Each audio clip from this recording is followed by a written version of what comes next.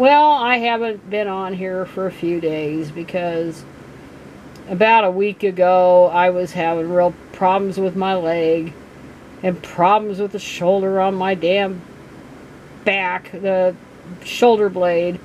And, it was because I'd been on a bike ride and I didn't take potassium supplements and I didn't take magnesium supplements and I didn't drink Gatorade with the electrolytes in it. And I lose a lot of electrolytes because I go out at least 2 hours on the bike.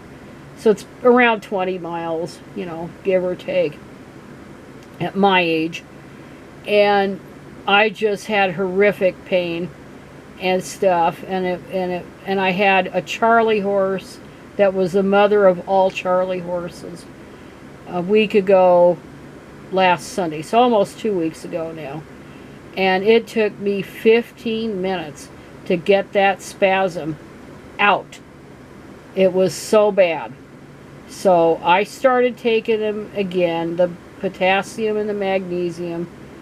And then on my last bike ride that I went this last weekend, or earlier, I think Sunday, I drank plenty of Gatorade after I got back.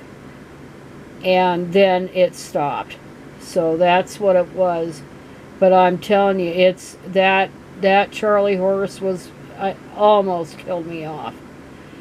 So, I wasn't in any mood to do a video or write in Substack or much on the blog or anything else. Plus, I'm working my ass off, which I'll have to do till I drop dead.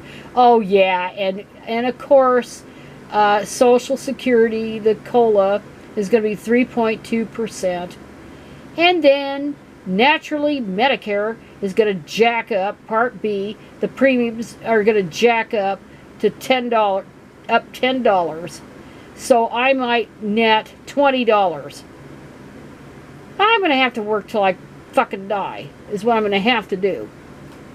And stuff. I don't see any end of this damn treadmill. Except in a pine box or in a urn somewhere.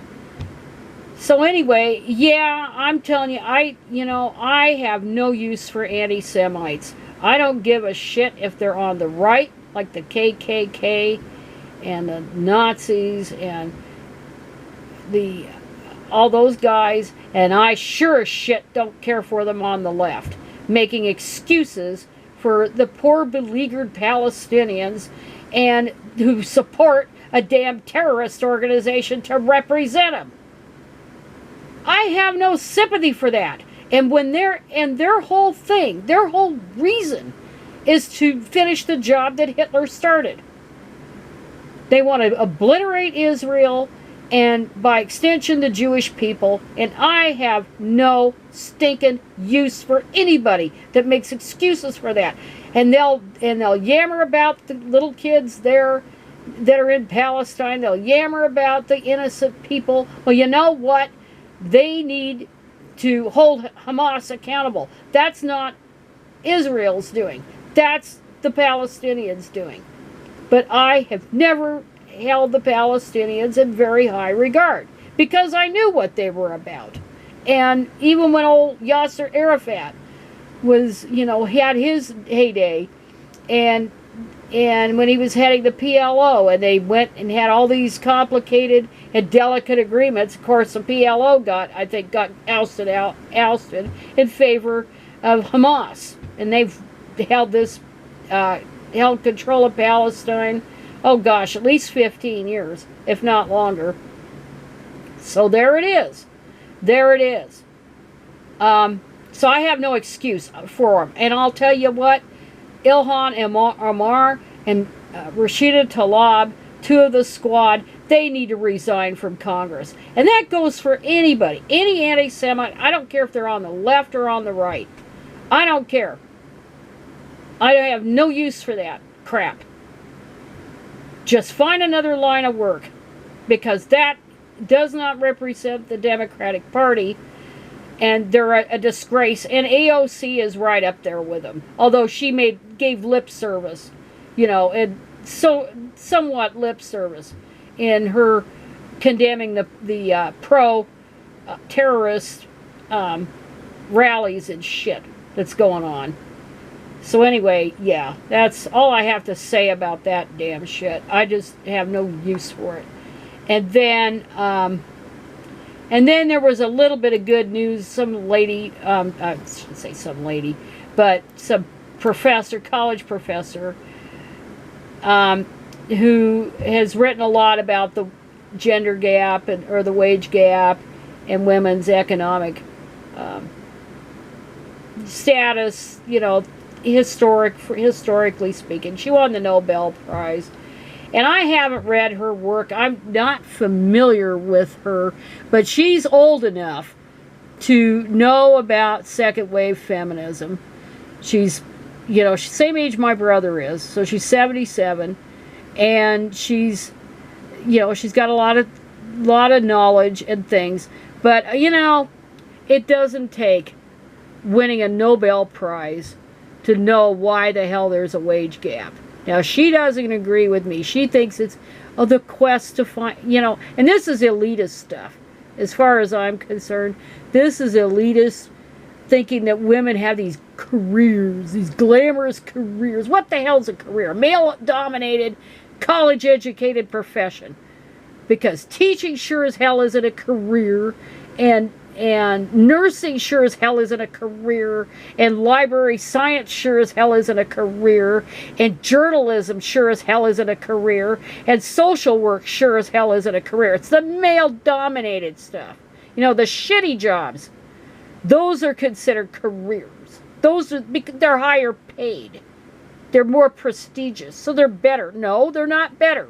And as I've ranted many a time on these videos, the only reason these jobs are glorified is because men do them, and they're overpaid because men do them. And that goes for blue-collar jobs, that goes for general labor jobs. The men, so-called men's jobs are always paid more because men do them, because they're seen as the head of the family, and women are relegated to secondary pay. It's not the job and not the education and the experience and the family lifestyle of who applies for it. That's not why they're denigrated.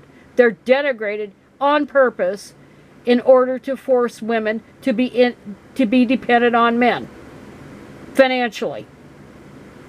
And men in return get their sexual access, their free domestic labor, and the child raising and all the other shit. And so I think Claudia, she might be well-meaning and all this, and have all this historic, you know, looking at the history and stuff, but in the end, she doesn't know shit. She doesn't want to admit the obvious, why that is. And it will always be that way. It's never going to change. It's never going to change. Unless women wholesale reject traditional marriage, traditional family life. And most women are not in a position they can do it. And the men, they might allow a few women to work in, you know, have the high-paying jobs and all that shit. They might allow that. But if too many women do it, and they decide they say no to male sexual access, then by God, they're gonna bitch. They're gonna tighten the screws, and they're trying to tighten the screws with the abortion thing, and that's what's driving the anti-abortion movement, is to put women back in financial dependence on men. So anyway, like I said, I haven't read her work, but I'm pretty certain this is the thrust of it, that she thinks it's all a quest for marriage and family and career and all that. I mean, nah, that's not it.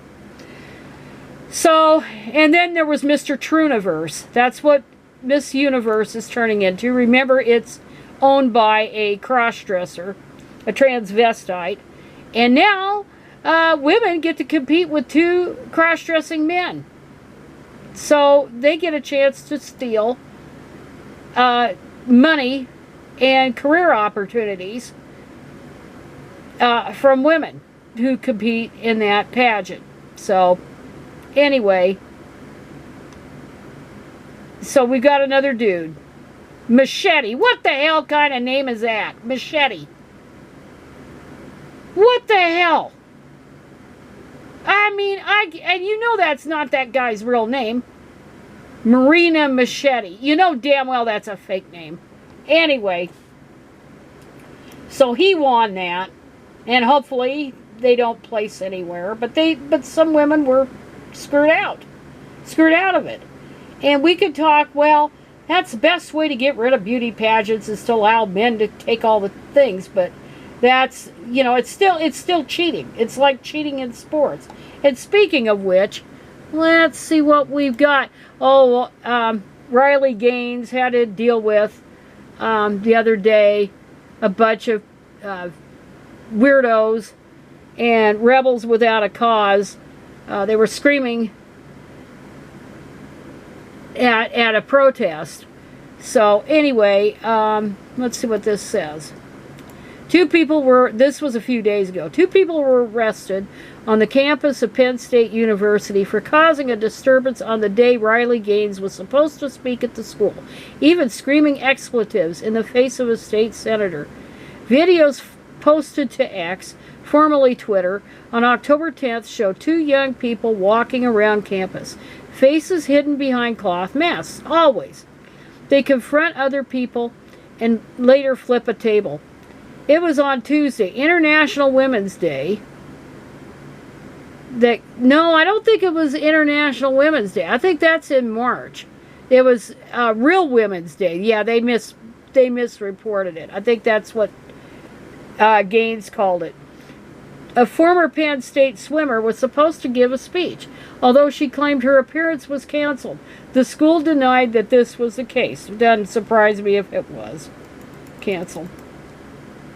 In the footage, an activist walks up to another student and demands, "What do you think about trans people?" And then the student declines to comment. The activist responds, You could probably fuck yourself too." I'm going to ignore the asterisk. Next, he wheels on an older man holding a camera, asking, "You with them? Get the fuck out of here. Let the whole world see who you are," the man says. "Fuck you," the protester shouts. "Get the fuck off the campus," screams the other with a quick glance at the camera. And yeah, well, this is par for the course. So these weirdos are always going to try to draw attention to themselves.